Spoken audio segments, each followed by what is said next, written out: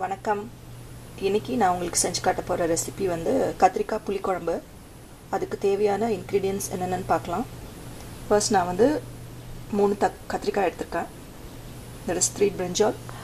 அப்புறம் மட்டும் வந்து தக்காளி, அப்புறம் வெங்காயம். நான் வந்து ஒரு ஆனியன் எடுத்திருக்கேன். அப்புறம் 2 டொமேட்டோஸ். ஸோ 2 தக்காளி எடுத்திருக்கேன். அப்புறம் கொஞ்சம் தேங்காய், அப்புறம் வந்து ஜீரகம் கொஞ்சம் 1 டீஸ்பூன், சோம்பு 1/2 டீஸ்பூன், பெப்பர் வந்து it's according to your taste. ஏன்னா நிறைய காரமாக வேணும்னா கொஞ்சம் ஜாஸ்தி போடலாம், இல்லை ஜஸ்ட் அந்த அளவுக்கு எடுத்துக்கலாம். அதுக்கப்புறமா வந்து டர்மரிக் பவுடர் கொஞ்சம் எடுத்துருக்கேன், சில்லி பவுடர், கொரியாண்டர் பவுடர்.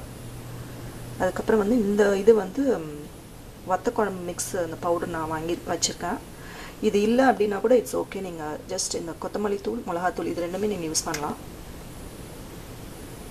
அதுக்கப்புறமா வந்து தாளிக்கிறதுக்கு என்னென்னு பார்க்கலாம். ஃபர்ஸ்ட் தாளிக்கிறதுக்கு வெந்தயம் கொஞ்சம், கடுகு, அதுக்கப்புறம் இது வந்து சுண்ட வத்தல். ஆக்சுவலாக அதில் ஒரு 4-5 நீங்கள் போட்டு தாளிக்கும் போது அது ஒரு தனி டேஸ்ட் கிடைக்கும் புளிக்குழம்புக்கு.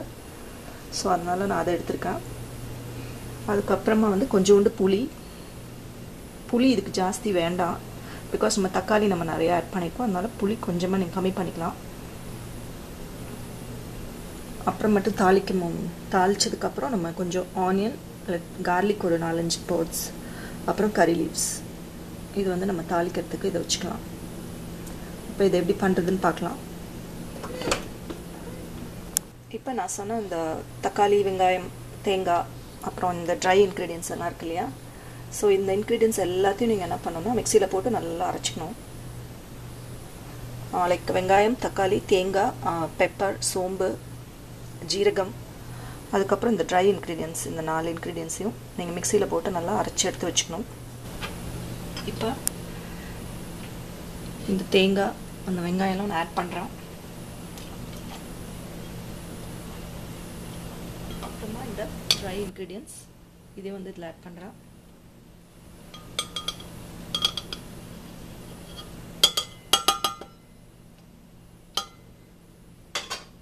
இப்போ இதை ஃபுல்லாக நம்ம அரைச்சி எடுத்துக்கணும்.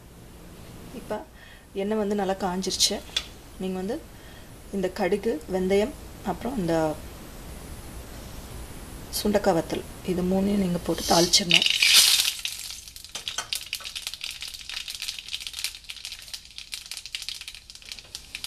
அது நல்லா பொரிஞ்சதுக்கப்புறம் கருவேப்பிலை, வெங்காயம், தக்காளி, அந்த வெங்காயமும் பூண்டும் போட்டு நல்லா வதக்கணும்.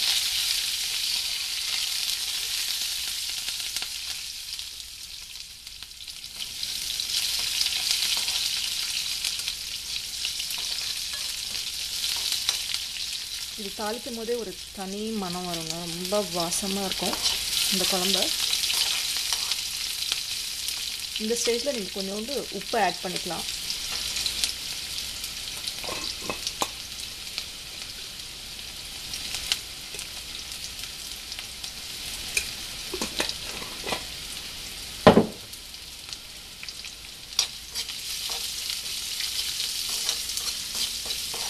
வெங்காயம் கொஞ்சம் வதங்கினதுக்கு அப்புறம் நீங்கள் அந்த கட் பண்ணி வச்சுருக்க கத்திரிக்காயை அதில் ஆட் பண்ணணும்.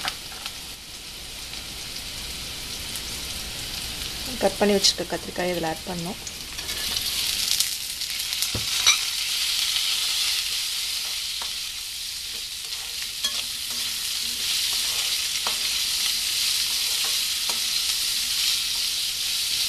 இப்போ என்ன பண்ணணும், இந்த கத்திரிக்காயை வந்து லைட்டாக வதங்கணும். ஸோ அதனால் நம்ம வந்து அதை கவர் பண்ணி ஒரு 5 to 10 seconds அப்படியே வச்சுருக்கணும்.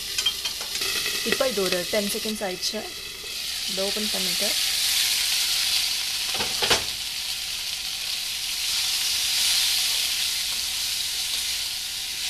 இப்போ நல்லா வதங்கிடுச்சு இந்த பூண்டு எல்லாமே. ஏன்னா நம்ம கத்திரிக்காய் ரொம்ப வதங்கணும்னு தேவையில்லை, ஏன்னா நம்ம அந்த தேங்காயும் ஊற்றுவோம் இல்லையா. ஸோ அதே வந்துடும். லைட்டாக வதக்கினா நம்ம போதும். இப்போ இது வதங்கிடுச்சு. இப்போ நம்ம அதை அரைச்சி வச்சுருக்கோம் இல்லையா, இதை வந்து நம்ம அதில் ஆட் பண்ணோம்.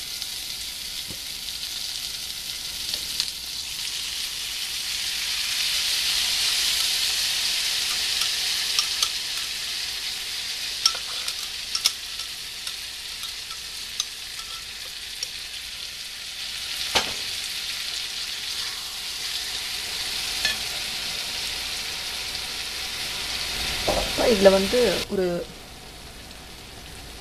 1 கப் தண்ணி வந்து இதில் ஆட் பண்ணிக்கலாம்.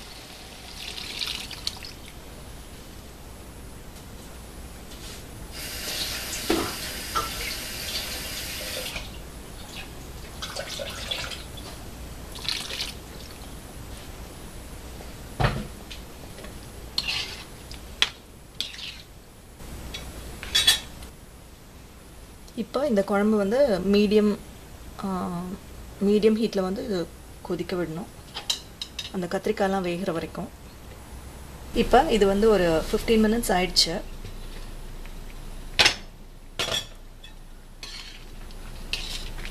நல்லா இந்த கத்திரிக்காய் நல்லா வெந்துருச்சு.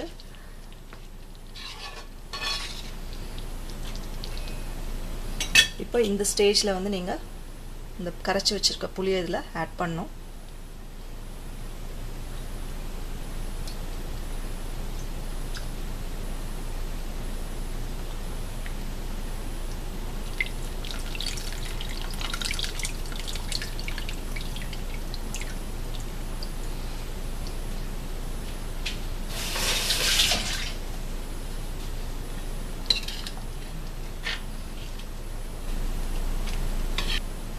இப்போ இந்த புளி ஊற்றிட்டு ஒரு 2 செகண்ட்ஸ் அப்படியே வச்சுட்டு நீங்கள் ஆஃப் பண்ணிடணும் ஸ்டவ்வை.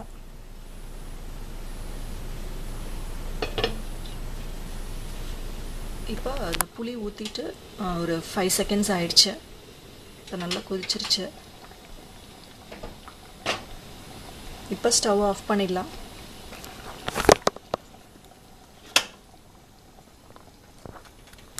ஸோ இப்போ சுவையான அந்த கத்திரிக்காய் புளிக்குழம்பு ரெடி ஆயிடுச்சு. இன்னொன்று வந்து இந்த குழம்புல வந்து நீங்கள் கத்திரிக்காய் தான் போடணும்னு இல்லை, யூ கேன் ஆட் ஈவன் இந்த ட்ரம் ஸ்டிக் இருக்குது, முருங்கைக்காய் கூட நீங்கள் ஆட் பண்ணலாம். அதே மாதிரி வந்து இன்னொன்று வந்து தேங்காய் வந்து இதில் வந்து நீங்கள் கண்டிப்பாக ஆட் பண்ணணும் அப்படின்னு தேவையில்லை. நீங்கள் வந்து ரொம்ப ஹெல்த் கான்ஷியஸாலாம் இருந்தால் தேங்காய் வந்து நீங்கள் கொஞ்சமாக லைக் 1 டீஸ்பூன் அந்த மாதிரி நீங்கள் ஆட் பண்ணிக்கலாம். ரொம்ப ஹெல்த் இஷ்யூ இருந்துச்சு அப்படின்னா நீங்கள் தேங்காயை ஆட் பண்ண வேணாம். அதுக்கு பதில் தக்காளியை வந்து கொஞ்சம் ஜாஸ்தி போட்டுக்கிட்டிங்க அப்படின்னா நல்லா கெட்டியாக உங்களுக்கு இந்த புளிக்குழம்பு கிடைக்கும்.